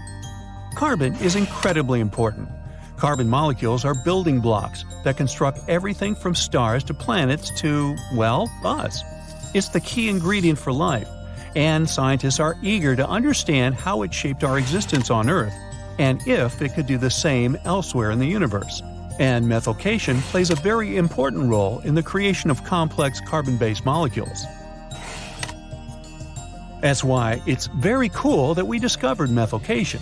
even if it's very far away. NASA scientists found it in a young star system. This system is chilling about 1,350 light-years away from us, in the Orion Nebula. The star in this system, which is smaller and a bit weaker than our Sun, is bombarded by intense ultraviolet light from nearby hot, young, massive stars. You'd think such strong UV radiation would destroy complex organic molecules. But the research team believes that it might actually kickstart the formation of these carbon compounds. Maybe stronger stars and their insane radiation levels actually work as energy sources for life. They set off a chemical chain reaction, which results in complex carbon stuff like plants and animals. Seems like we found yet another puzzle piece.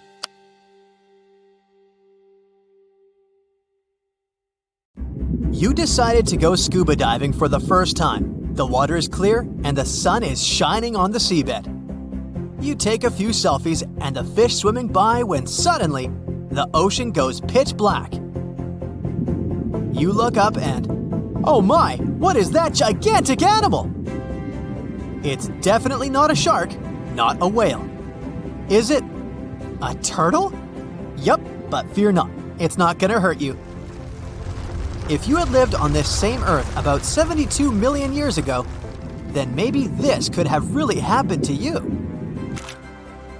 Scientists have recently found the fossils of a gigantic marine turtle that could have grown as big as 12 feet. If you don't have any idea of how big that is, let's see some examples. That's the average length of a hippopotamus, 6 golden retrievers, or 2 Michael Jordans stacked on top of each other. The turtle's scientific name is an homage to that old-school sea monster called Leviathan. Maybe you remember this from old-school history lessons. The Leviathan is supposedly a mythical creature that would swallow entire ships or people that were deemed too greedy by the creature. Can you imagine being swallowed by this humongous sea turtle? No, thank you. The fossils of this gigantic creature began to be excavated between 2016 and 2021, all the way in northeastern Spain. The first fossil was located by a hiker in the Spanish Pyrenees, and it was around 8 inches long. The pelvis of this turtle alone measured around 35 inches. It would definitely be one of the biggest turtles today if it hadn't gone extinct. FYI, the largest living sea turtles today can reach up to 6 feet in length, which is already pretty big. Now, how about a gigantic prehistoric scorpion? I bet most people here are not huge fans of these creatures, especially since they're poisonous, which is why the thought of a 9-foot-long aquatic scorpion might be the stuff of nightmares. Let's just say that if they hadn't gone extinct some 400 million years ago, lakes and rivers would be much more dangerous places for humans today. These gigantic insects were considered to be apex predators in their time, hunting everything from fish to other animals, even of their own kind. Yikes! I got goosebumps just imagining these creatures. Should we thank the asteroid that hit our planet now or later on in this video? Another prehistoric animal that would shock humans if it were still alive is the so-called Megatherium, a gigantic sloth. This huge sloth is believed to have grown up to 20 feet long, and its weight could be up to 8,000 pounds. It was found in the woodlands and grasslands of South America. The creature used to stand on its 2 feet in order to reach leaves on high branches. These giant sloths had huge claws. They helped them climb trees. I gotta say, I feel uncomfortable imagining these elephant-sized sloths climbing trees. Oh, of course, some dinosaurs will make our super-sized creatures list. But before that, here's a fun fact. Did you know some dinosaurs are still alive today? Scientists have proven that birds are classified as theropod dinosaurs. Such infamous creatures as the T-Rex and Velociraptor belonged to this group. I'm sure you've heard these names even before you watched Jurassic Park. The Velociraptor is that scary dino that breaks into the kitchen. Well, they evolved. gained some feathers, and turned into various species of birds we know today. That means that any bird from chickens to those little blue ones is a direct descendant of dinosaurs. Now, does the name Spinosaurus ring a bell? You can see this huge dinosaur in some museums today. Its fossils, I mean. The Spinosaurus was one of the biggest land predators to walk Earth. Actually, to walk its land and water, since scientists believe that this dino was semi-aquatic. It fed mostly on meat, which means humans would be its natural prey if it lived today. This meat-eating dino lived around 90 to 100 million years ago. It was about 60 feet long, 12 feet high, and weighed up to 22 tons. Its head was around the size of 8 bowling balls and was shaped like a crocodile's face. Basically, the Spinosaurus was a big African elephant with the face of a crocodile. Just kidding. But that would look funny though, wouldn't it? A much more attractive dino was this guy. It's considered to be the largest dinosaur that has ever lived on our planet. What made it so big was its extremely long neck and very long tail. You wouldn't want to stand behind this creature, believe me. If it decided to swish its tail, you'd get catapulted very far away. This creature lived around 100 million years ago, and its fossils were first found in Argentina around 2012. The dino measured 120 feet from head to tail, which made it almost as big as an American football field in width. And have I mentioned it weighed almost as much as a space shuttle? A staggering 75 tons. If it had been a carnivore, it would have probably been the greatest predator. But this big guy was a peaceful herbivore that had such a long neck that it could eat leaves from high trees. Cute, right? We must also talk about the Shastasaurus. As the name suggests, this animal is popularly known as the Mount Shasta lizard. Even though it was a marine reptile and probably never set foot on the mountain itself, this dino was usually around 23 feet long, but there was a specific strand of this species that could get as big as 69 feet long, about the size of the great blue whale. This made it the biggest marine reptile to have ever lived. A fun fact about the Shastasaurus is that scientists believe it didn't even have teeth, which means it could only feed on soft-bodied prey, such as squid, for example. The next animal on our list is the blue whale. Believe it or not, the biggest living animal on Earth actually started small. These days, the average mature blue whale can reach up to 100 feet in length and weigh up to 200 tons. That's more or less the weight of 40 elephants put together, or 30 Tyrannosaurus rexes, or 2,670 average-sized people. Blue whales have to eat up to 50 million calories per day to support that body. That's the equivalent of 30,000 Big Macs, just FYI. But blue whales weren't always this big. They actually evolved from a four-legged mammal that lived on Earth around 48 million years ago. Their ancestor was called Pakicetus, and it was only 6 feet long. Here's a fun fact. To be able to live in the water as one does today, the blue whale had to go through some intense adaptations. A blue whale can replace up to 80 to 90% of oxygen in its lungs each time it takes a breath. A human replaces only up to 15% for comparison. It allows these animals to dive for up to 1 hour at a time, down to a staggering depth of 330 feet. Elephants were bound to make the list. Elephants are currently the largest land animals on Earth. They can grow to be about 13 feet tall and weigh up to 7 tons. That's pretty small if we compare it to the other animals that once lived on Earth, right? But if we placed a 6-foot-tall human next to an elephant, we'll see it's not at all that small. African elephants are bigger than their close relatives, Asian elephants, and they have a similar lifespan to humans, up to 70 years. Pokemon might have made us collectively wish that salamanders were real-life dragons, although they're not. They can still be pretty cool though. There's a giant species of salamander that is known to be the largest living amphibian. They can grow to be as long as a regular-sized human, reaching up to 6 feet. I bet that wouldn't be a pleasant underwater encounter. There are entire communities of unusual tiny organisms that live in lagoons in Patagonia, and they are some of the first forms of life ever. No one had known about them until two scientists, Brian and Maria, went to explore certain areas in Patagonia. Now, Patagonia occupies nearly half of Argentina, and few people live there. Only some farmers and sheep ranchers that mostly stay near rivers and grow things such as apples, pears, and alfalfa. A long time ago, it was a wild and distant place where Indian tribes lived.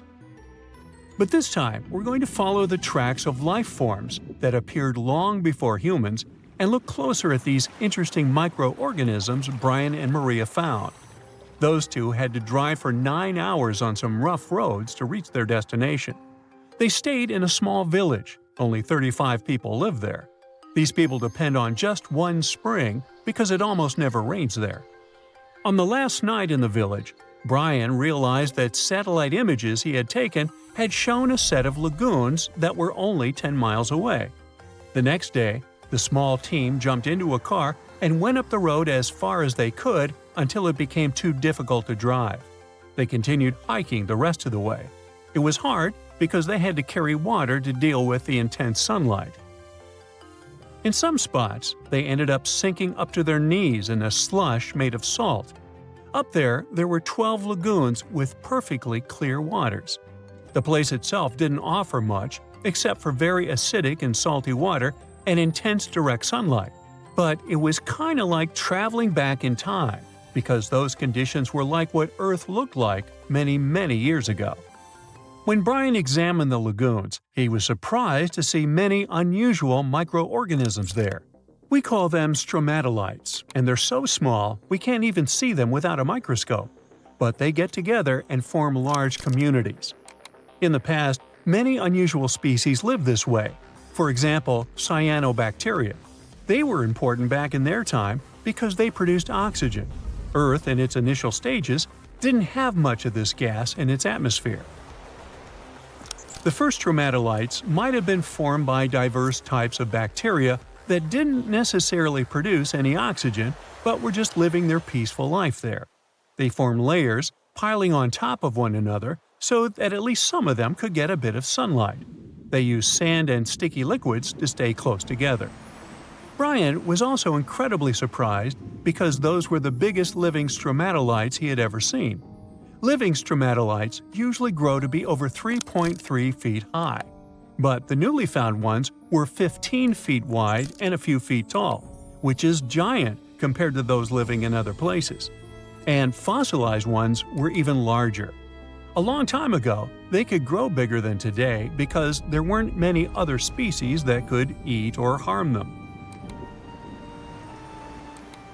Also, there are many other organisms today that can grow faster and more massive than them and take up their space. That's why stromatolites can only survive in rare places where hardly anything else can live, like in these very salty lagoons located high above sea level in Punta de Atacama. The stromatolites found there are the most famous ones because they might be some of the best examples of the earliest life on our planet. But they're not actually the first form of life on Earth. The oldest of their fossils are 3.5 billion years old, while some other evidence we have tells us that life on our planet appeared around 4.1 billion years ago. Maybe some stromatolites lived back then as well. But Earth has changed a lot since then, and the places where they might have lived haven't survived. Now, all this may not seem like a lot at first glance, because no one has found an exotic and weird beast our world has never seen. But these are notable examples of what searching for life somewhere else in the universe might look like. Scientists who are interested in studying Mars often come to this place, since it might be similar to what the red planet looked like an exceptionally long time ago. If there were fossils hidden in the ancient rocks on Mars, they might look like these stromatolites. Another faraway land has revealed some of its secrets. It's Antarctica, with an ancient lost world found under its ice. Antarctica hasn't always been this frosty, isolated land of snow and ice sheets. Once it used to be part of the Gondwana supercontinent, together with what is now South America, Africa, Australia, the Arabian Peninsula, and the Indian subcontinent. But at some point, it split off and went to build a life on its own. It formed as other landmasses started to move away, which created its coastline. But Antarctica was different in many other ways back then too. It used to be a land covered in magnificent forests and rivers full of life. Scientists used radar and satellites to explore a mysterious world hidden under the ice there. This ancient land, which is close to the Indian Ocean, is as big as the U.S. state of Maryland or Belgium. It's more than 14 million years old. Some studies say that this area formed over 34 million years ago, which was way before Antarctica got into its deep freeze. At first, temperatures there were higher, possibly like the weather in Patagonia or the cold, temperate rainforests of Tasmania, New Zealand, or maybe even more tropical than that. But as the climate became cooler, small glaciers started forming on hills close to the rivers. Valleys sunk deeper because of all that ice covering them. And then, temperatures dropped even lower, and a giant layer of ice covered the entire continent, hiding those old glaciers. Rivers shaped this lost world a long time ago, way before it ended up covered in ice that's almost 2 miles thick in some spots. Scientific studies of this area showed that those landscapes had been full of highlands and mountains. The ice that formed over Antarctica made the whole area very cold, so the landscape couldn't erode anymore. This means everything has remained basically the same and untouched under the ice for millions and millions of years. What's interesting is that we know less about this land hidden under the ice than about the surface of Mars. One way to explore it would be to drill through these ice sheets to check for samples of sediments below. They could tell us more about the ancient flora and fauna frozen underneath. It's not a new method. A similar method was used to collect 2-million-year-old samples in Greenland. Australia has a secret world too. Ancient organisms were found hidden in rocks in the northern parts of the continent that are about 1.6 billion years old. These microscopic things are part of a family called eukaryotes. The members of this family that exist today include plants, fungi, animals, and even those tiny organisms with just one cell, such as amoeba. All living things with nuclei in their cells, including us, can trace their family tree back to one of the oldest members of this family. That one is called the last eukaryotic common ancestor, and it lived more than 1.2 billion years ago. Those ancient organisms were more complex and bigger than bacteria. Maybe they were the first predators on Earth, hunting bacteria.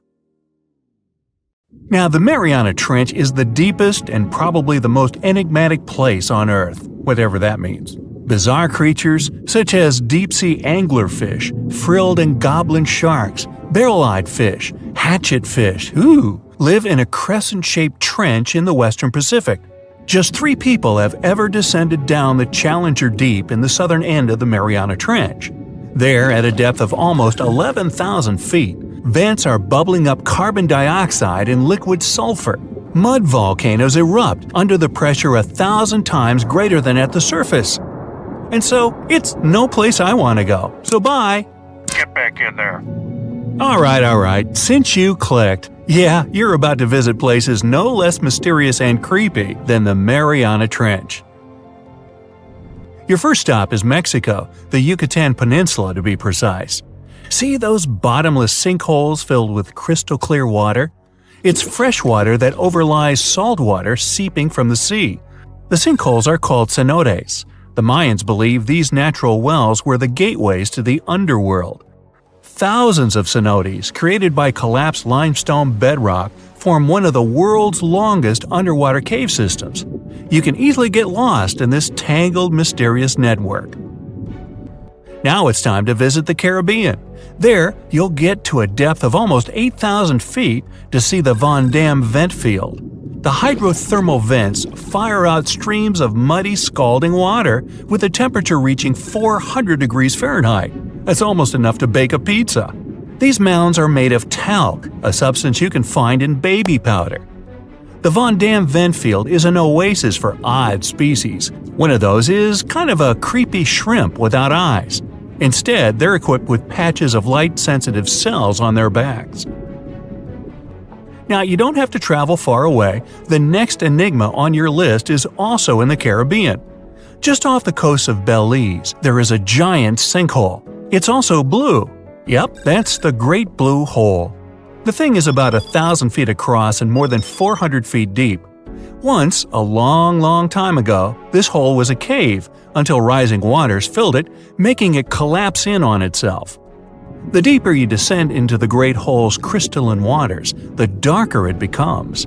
You see tons of stalactite-filled caves, but don't even try to enter them unless you want to get hopelessly lost. Once you reach a depth of 50 feet, you notice the water shimmer. That's the invisible line dividing the sinkhole's salty top from the freshwater abyss. Time to get out of there. Who knows what you might come across in the murky depths? Your next destination is off the Pacific Northwest coast. Almost 500 streams of methane bubbles were discovered there several years ago. Because of the bubbles, the vents got the name champagne seeps, which sounds better than the fart spas. Scientists are still puzzling over this phenomenon. Where does the methane come from? Underwater cows? Why is its temperature warmer than that of the surrounding ocean? And most importantly, what would happen if you managed to light a match somewhere near a large bubble? Methane is a highly flammable gas, and setting a methane bubble on fire, well, you get the picture. And now you're off to Iceland. The plan is to dive into Silfra, a fissure filled with pure glacial water. This 206-foot deep crack is the only underwater place on the planet where you can touch 2 continents at once. The deeper you go, the darker it becomes. The rocky landscape looks otherworldly. Divers who dare to visit this incredible place risk having their gear frozen, getting hypothermia, or not surviving whatsoever. After all, the water temperature in Silfra Fissure is about 35 degrees Fahrenheit year-round. Your next destination is Scotland. Okay, cue the bagpipes. If you dive in the Gulf of Corryvreckan, a narrow strait between 2 islands, you'll see massive underwater rocks and deep holes. They create the 3rd largest permanent whirlpool on the planet, the Corryvreckan Maelstrom. The water moves through the strait at breakneck speed. It hits the underwater rocks, and the place looks like a pot with boiling water. The waves, created in the process, sometimes reach a height of 15 feet, and you can still hear the roaring whirlpool from 10 miles away. It's believed the Corryvreckan Maelstrom has swallowed dozens of sailors over the centuries. They were caught unaware by the ferocity of this natural phenomenon and pulled underwater in the blink of an eye. Okay, enough bagpipes. Your adventures are getting more and more extreme. You're heading for Antarctica. There, in the Southern Ocean, you'll find the Ross Sea Ice Shelf. Say that 5 times real fast. Later, not now. It's roughly the size of Spain, with the ocean underneath containing as much water as the North Sea. Once, scientists drilled all the way down through this enormous chunk of ice. Imagine their astonishment when they found life in those extreme conditions. The researchers came across dozens of mysterious species not known before. The most unnerving were upside-down swimming fish and overturned sea anemones hanging in the frigid waters. Hopefully, bizarre places with a notorious reputation don't frighten you. Well, too bad, because you're about to visit the Bermuda Triangle. It's an area between Bermuda, Florida, and Puerto Rico where planes and ships seem to vanish in thin air. For the first time, this place attracted a lot of attention in 1945. That's when 5 U.S. Navy planes disappeared during training.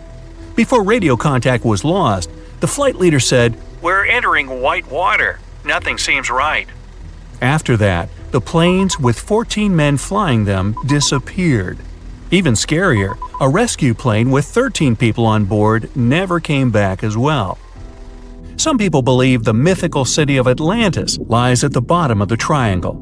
They claim its inhabitants use extraterrestrial technologies to sink ships and crash airplanes. Others blame rare and unexplored natural phenomenon, for example magnetic anomalies, or massive pockets of flammable methane gas. There we go again.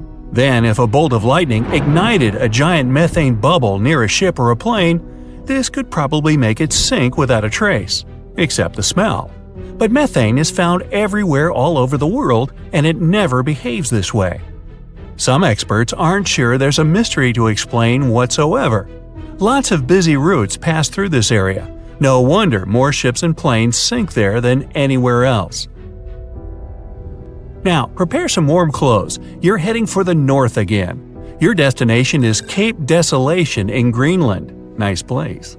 In 2012, Canadian researchers were sampling the water in that area, and their equipment came back to the surface with pieces of coral attached to it. That's how a cold water coral reef was stumbled across. These unique pinkish corals can easily go without sunlight and live in strong currents 3,000 feet below the surface. Another unique spot you can't miss lies between Greenland and Siberia. The glacial ridge is the deepest and most remote portion of the global mid-ocean ridge system. In some places, it reaches the depth of more than 3 miles. It's only natural the darkest corners of this underwater world remain unexplored. Fascinating chemical reactions happening at the bottom of the ridge produce hot fluids rich in minerals. They spew, like freshmen at a rush party, from seafloor vents. And since these vents are isolated from the rest of the ocean, they're hot spots for bizarre creatures found nowhere else in the world. Your next stop is just off the coast of Cuba. Circular columns, paved floors, symmetrical stone structures. That's what the Cuban underwater city looks like. What happened there? Why was a large city abandoned at a depth of more than 2,000 feet? Lots of people believe those are the ruins of a long-forgotten civilization. But scientists have their doubts. They claim the lost city is nothing but a natural phenomenon that appeared about 5 million years ago. The disc and donut structures often appear around the areas of the seafloor where natural gases break free. Again with the gases. When you come to visit the Sargasso Sea in the middle of the North Atlantic Ocean, you won't find its shores. Instead, it's surrounded by powerful ocean currents. These are the same currents that turn the sea into a gigantic convention for dense brown seaweed. In the 19th century, a French ship was discovered in the Sargasso Sea. Its sails were set, but not a single crew member was on board. This mysterious disappearance made people believe the seaweed was carnivorous. The Sargasso Sea is indeed a weird place. It's always eerily calm and unnaturally warm, even though it's surrounded by the churning, freezing waters of the Atlantic Ocean. Could one of these bizarre places become a home to the largest marine predator ever, the megalodon? The giant shark's teeth, some larger than an adult man's hand, have been found pretty much all over the world. But since these creatures preferred warm, shallow waters, they lived along the coastlines of all continents except Antarctica. In other words, it'd be a waste of time to search for the giant predator in the depths of the Mariana Trench, in Greenland, or in Mexican cenotes. But then, could it choose the waters of the Caribbean to hide from the hustle and bustle of the modern world? Don't get your hopes up. There's been no proof the megalodon does exist these days. It wasn't a shy, elusive animal, and still, no one has seen this shark lurking around recently. Not even near the fart spas. Well, a biotech company called Colossal just announced something wild. They say they've brought back a direwolf from extinction. But did they really? What they've really done is way stranger, and maybe even more important. Their team has just created a brand new predator. Not a clone, not a revival, but a new species. These cute cubs are built from gene-edited wolves, shaped by ancient DNA, and born through cutting-edge biotech. So wait, are the Jurassic Park horrors coming for us? Well, let's see. Now, direwolf was the massive muscular predator that roamed North America thousands of years ago. Most people think these were just some sort of bigger gray wolves, but don't be tricked by appearances and the name. In 2021, a landmark study came out. A team of researchers in major institutions studied actual direwolf DNA and discovered something shocking. These guys weren't just big gray wolves, not even close. They were separate animals. Genetically, direwolves split off from wolves roughly 6 million years ago.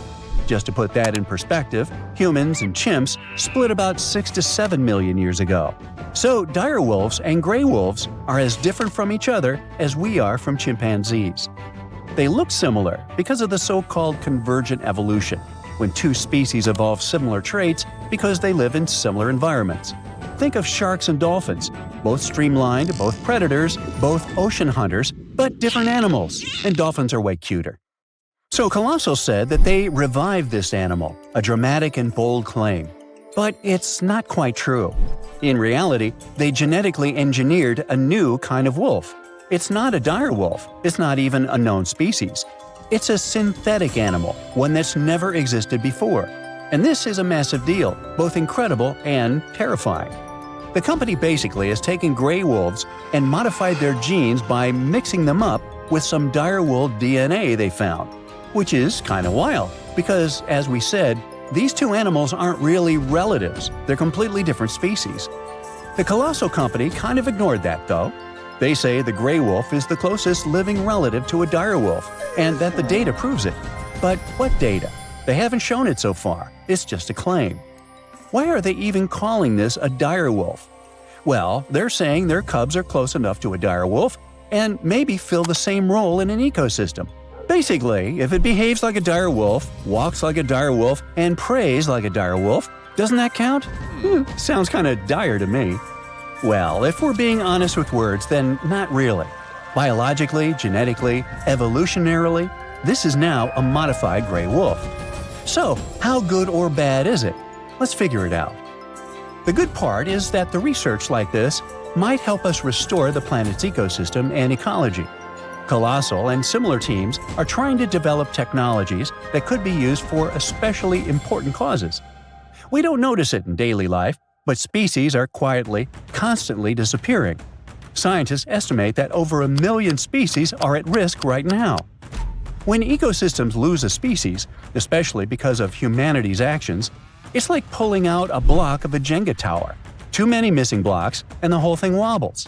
But Colossal believes that if we can't bring the exact block back, we can create one that fits closely enough to stabilize the structure. For example, they've also worked on cloning red wolf-coyote hybrids. This might help repopulate U.S. ecosystems where red wolves once thrived. All the tools these scientists invented might even help with currently endangered species. Another genuinely mind-blowing part is that scientists working with Colossal found real, usable DNA from direwolves. That alone is a massive achievement. We do have direwolf fossils, tons of them from the La Brea tar pits. Hey, don't stick your toe in there. But those fossils are soaked in tar. Because of that, their DNA is usually ruined. But the team managed to find some direwolf bones that are over 12,000 years old. These specimens gave researchers enough material to begin building a direwolf genome. Not a full one, but a basic blueprint. Even if we ignore the wild new species part, this achievement is still huge because it'll help us study the extinct direwolves in more detail.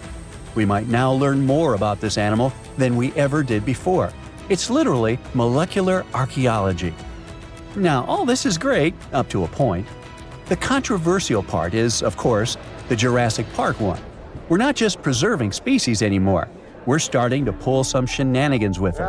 Of course, this immediately raised tons of concerns. Both regular people and scientists are now debating heavily about this and show a lot of skepticism. Another problem is that actual ecosystems are way more complex than Jenga puzzle pieces. They're full of moving parts, millions of them, all adjusting to each other constantly. So, if you throw a new type of wolf into the mix, it won't react exactly the way a direwolf once did. The times have changed, the ecosystem has changed, the extinction happened, nature adjusted, and throwing these cubs into the wild now might be even more destabilizing. That's why these new wolves aren't being released into the wild. They won't be hunting bison or roaming ancient grasslands. That world is long gone. Their prey is gone. Their ecosystem is gone. Instead, they'll stay to live in the lab. But if we do start to put our own animals into the ecosystem one day, what happens when ecosystems start depending on human-made species to survive? Well, it's like I always say, it's nearly impossible to science your way out of a situation that you behaved yourself into. If you can't change the behavior, the science might only be flashy and not the solution. Anyway, all these are hard and important questions. For now, we might at least exhale with relief that no one is bringing the dinosaurs back. Yeah. DNA doesn't survive more than 1.5 million years, and dinosaur fossils are stone now, not cells. You can't clone from stone. But what about animals that vanished more recently? Creatures that once lived during the Ice Age, or even just a century ago? Those are within reach. The most famous example is the woolly mammoth. These shaggy giants once stomped across the tundras of the north, shaping nature by knocking down trees, flattening snow, and fertilizing soil. Their disappearance helped turn thriving grasslands into mossy, carbon-trapping bogs. Now scientists want to take preserved mammoth DNA from frozen remains, compare it with elephant DNA, identify the key differences, and create a new hybrid. Kind of the same thing we did with these new dire wolf cubs. It would be a cold-resistant, tundra-stomping, woolly-coated mammoth elephant. Like that. These guys would be close enough to fill the ecological niche that mammoths once held. Then there's also the passenger pigeon. Once the most abundant bird in North America, flocks so massive they could block out the sun, but we hunted them to extinction by the early 1900s. The last one, named Martha, passed away in a zoo in 1914. But we have her DNA preserved in museum samples. And today, using AI and genomics, scientists are working to recreate a living bird that behaves like a passenger pigeon. These birds could help regenerate forests, spread seeds, and restore a part of the lost sky. And finally, the Tasmanian tiger, a striped wolf-like marsupial that once roamed Australia. It was hunted to extinction in the 20th century. But its DNA is abundant. Museums collected pelts, fossils, and even preserved pups.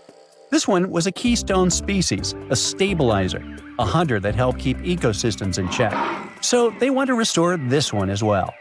The idea is to bring back extinct species using artificial intelligence, genetic sequencing, and the rapidly growing toolbox of biotech. But all this has to be done very carefully. Otherwise, the species could destabilize the environment instead of helping it. Now, on the good side, even if we never bring a mammoth back, this research is already saving lives. For example, the northern white rhino. There are only 5 left, and only 1 male among them. Extinction is practically written into their future. But using preserved cells and cloning techniques, scientists are working on rebuilding the population. In any case, it looks like we're entering a new era of biology, and this discovery is going to start a conversation that will be going on for decades.